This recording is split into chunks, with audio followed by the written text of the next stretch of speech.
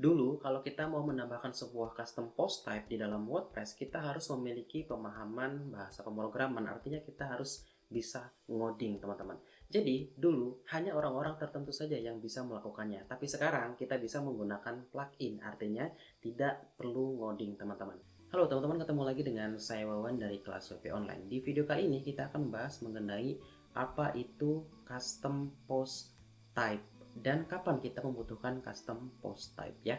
Oke, kita langsung saja bahas teman-teman. Jadi sebetulnya WordPress itu sudah memiliki post type defaultnya. Jadi ketika kita menginstal WordPress itu sudah pasti ada post type-nya, yaitu post ya, di menu post ini. Jadi mungkin teman-teman familiarnya menu post ini dibuat untuk digunakan untuk membuat konten atau artikel pada website jenis blog atau berita ya teman-teman. Jadi ini kalau kita buka kemudian klik add new, nanti akan muncul seperti ini.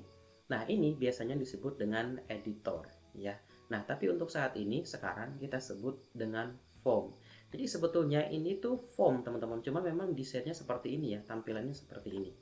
Nah, di dalam form itu ada yang namanya field. Jadi form itu terdiri dari field teman-teman. Nah, kita bisa lihat di sini.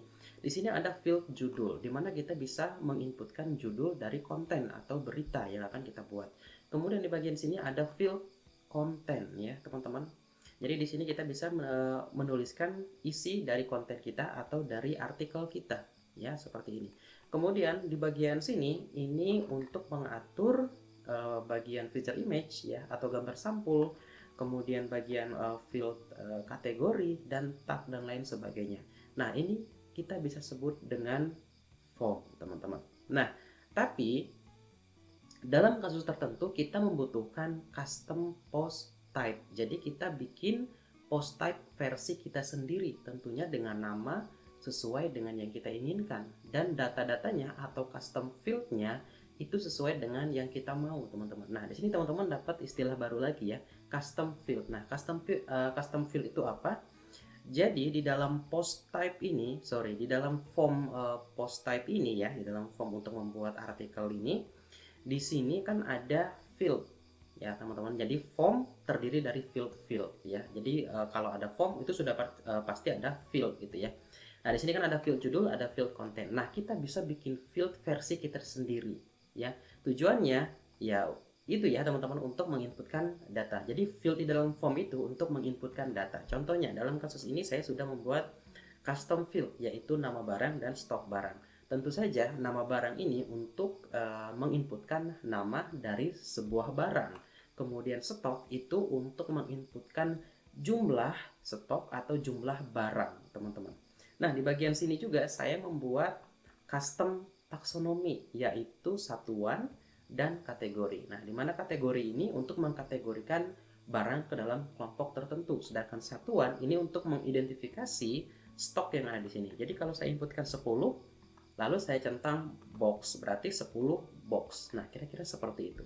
Nah, teman-teman juga dapat istilah baru lagi ya, custom taxonomies. Nah, cuman itu tidak kita bahas di video ini ya. Cuma kalau teman-teman ingin mempelajari pembuatan custom taxonomy, itu saya sudah bahas di video pertama di playlist ini. Jadi teman-teman langsung silahkan cek saja di deskripsi untuk link playlistnya ya, teman-teman. Lalu teman-teman nanti perhatikan di bagian pojok kanannya. Di bagian pojok kanan setiap thumbnail itu ada penomoran. Nah, itu adalah urutan dari videonya gitu ya, teman-teman. Nah, itu ya teman-teman, saya sudah jelaskan mengenai apa itu custom post type. Bahkan saya sudah jelaskan juga bahwa di dalam custom post type kita bisa menambahkan custom field. Nah, sekarang pertanyaannya, kapan kita membutuhkan custom post type ya?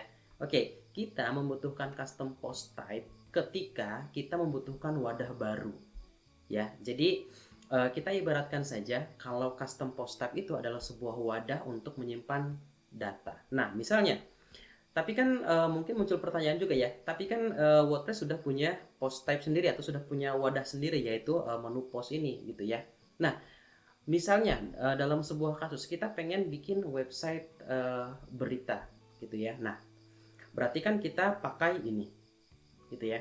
Tapi seiring dengan perkembangannya website berita itu membutuhkan post type baru atau wadah baru untuk menyimpan data dengan tipe yang berbeda dari yang kita simpan di sini. Nah, disitulah kita membutuhkan custom post type. Nah, sekarang kita langsung praktek ya teman-teman. Jadi ceritanya di sini saya membuat website inventory atau manajemen barang ya. Jadi fungsinya untuk mencatat barang masuk, barang keluar, kemudian untuk menyediakan laporan gitu ya. Jadi kira-kira seperti itu. Kemudian untuk stok yang tersisa ada berapa ya. Jadi seperti itu kira-kira untuk website inventory atau stok barang ini ya teman-teman. Nah di sini saya memiliki kebutuhan untuk membuat custom post type, yaitu untuk menyimpan data barang masuk. Tanpa lama-lama lagi kita langsung praktek bagaimana cara membuat custom post type. Nah di sini saya menggunakan Jet Engine ya. Jet Engine ini salah satu plugin dari CrocoBlock ya.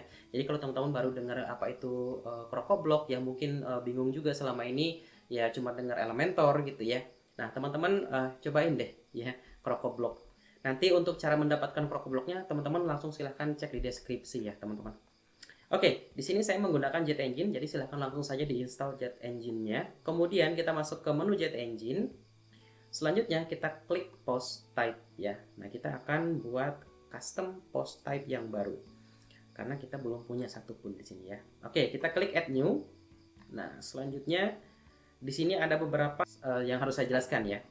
Oke, di sini ada post type name. Nah untuk penamaan di post type name ini bebas ya teman-teman. Oke, di sini saya akan beri nama dengan inbound. Inbound itu maksudnya barang masuk. Jadi kita catat nih barang yang masuk itu ada apa aja, kemudian jumlahnya ada berapa ya. Itu kita catat di custom post type inbound ini. Oke, selanjutnya untuk post type slug. Nah, di sini ada keterangannya ya teman-teman.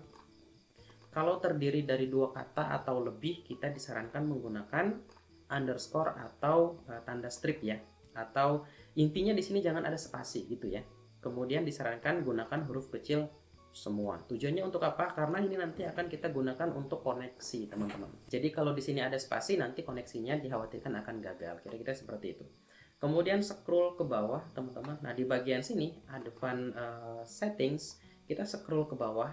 Nah di sini kita bisa mengatur posisi menunya. Jadi ini kalau kita klik add post type nanti akan muncul menu baru di sekitar sini. Nah kita bisa setting. Kita setting, saya akan tampilkan itu di dashboard ya. Kemudian menu iconnya ini saya akan ganti menu iconnya menjadi apa ya, kira-kira ya yang kira-kira mendekati lah ya. Kita pakai ini aja. Kemudian nah di sini di bagian support. Nah ini kita bisa mengatur apa saja yang mau ditampilkan gitu ya. Nah kalau ini kan defaultnya dari WordPress ya, makanya ada post konten ya, kemudian ada bagian sini ya. Nah itu kalau kita tidak menginginkannya itu kita bisa nonaktifkan ya. Kita bisa atur di sini teman-teman. Nah di sini ada thumbnail ya. Thumbnail itu maksudnya yang ini, yang ini ya. Kalau kita tidak menginginkan itu ya sudah tidak perlu kita tampilkan. Nah dalam kasus ini saya hanya membutuhkan title. Jadi untuk editornya itu akan saya hilangkan. Saya close. Nah, selanjutnya ini saya klik add post type.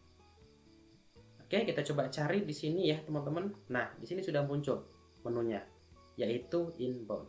Nah di dalam custom post type juga kita bisa membuat custom taxonomies ya. Cuman itu nanti kita bahas deh. Jadi makanya teman-teman langsung subscribe channel ini kalau baru nemu channel ini ya. Oke, selanjutnya sekarang seperti yang sudah saya ceritakan di awal tadi, bahwa ketika kita membuat custom post type kita juga bisa membuat custom field ya. Tapi sebelum itu kita coba buka dulu hasilnya ya. Ke inbound, kemudian klik add new post. Nah, kita coba lihat. Nah, di sini ya. Oke, kita sudah berhasil membuat custom post type. Oke, selanjutnya kita akan menambahkan custom field. Jadi field itu apa tadi ya? Field itu ini kan form, jadi form itu terdiri dari field. Nah, kita bisa menambahkan field versi kita sendiri. Oke, sekarang di sini saya akan meminta kode barang. Sorry ya, saya akan meminta kode barang ya. Sorry, betul. Kode barang. Oke, jadi kode barang ini untuk mengambil data ini nantinya. Oke, selanjutnya saya akan ubah menjadi number karena kode barang ini seharusnya diisi dengan angka. Selanjutnya scroll ke bawah, saya akan ambil juga di sini nama barang ya. Selanjutnya teks ya teman-teman. Kemudian saya akan tambahkan yang baru lagi, yaitu jumlah. Nah seperti ini ya. Jadi oh ya, nama barang ini sebaiknya nama barang gini aja, barang inbound gitu ya. Karena nama barang itu saya sudah gunakan di sini di Metabox untuk pengelolaan data barang, untuk menyimpan data barang. Jadi supaya tidak kembar, makanya saya bedakan seperti ini, kira-kira seperti itu ya teman-teman. Jumlah, kemudian kode barang. Nah, kode barang ini juga akan saya ubah menjadi ID barang. Nah, seperti ini. Oke, selanjutnya kita update post type. Coba kita refresh di sini. Nah, dia akan muncul. Ya, ini adalah custom field yang kita buat, yaitu kode barang, nama barang, dan jumlah. Ya, nah sekarang selanjutnya kita tinggal isi teman-teman. Kita tinggal isi ya. Caranya ini saya mau isi misalnya dengan ini kode barangnya saya letakkan di sini. Kemudian kita scroll ke bawah. Nah ini namanya Molto ya, nama barangnya. Sorry, nah itu dia. Oh iya, di bagian title betul ya seperti ini. Kemudian jumlahnya misalkan Molto ini masuk ke gudang misalnya jumlahnya 50 ya. Nah tapi kan di sini masih belum jelas ya, 50 itu maksudnya 50 apa, 50 pieces kah, 50 box kah. Nah itu kan belum jelas ya. Oh ya, tapi untuk kode barang ini akan saya hapus karena ternyata kode barang kita bisa inputkan di title. Oke, kita hapus. Cara menghapusnya ya tinggal di klik refresh, yes. Kemudian update. Selanjutnya kita refresh di sini, nanti akan hilang. Nah, seperti ini. Oke, ini kalau kita klik inbound. Nah, sekarang kita sudah mempunyai satu buah data di dalam custom post type kita. Gitu ya, teman-teman. Jadi ceritanya di dalam website inventory barang ini sudah ada hari ini sudah ada satu barang yang masuk, yaitu Molto, jumlahnya 50. Kira-kira seperti itu ya, teman-teman. Oke, kira-kira seperti itu. Cukup penjelasannya ya. Saya sudah jelaskan apa itu custom post type, kemudian kapan kita membutuhkan custom post type. Bahkan saya sudah tambahkan custom field ya penjelasannya. Oke, itu saja. Kita ketemu di video berikutnya.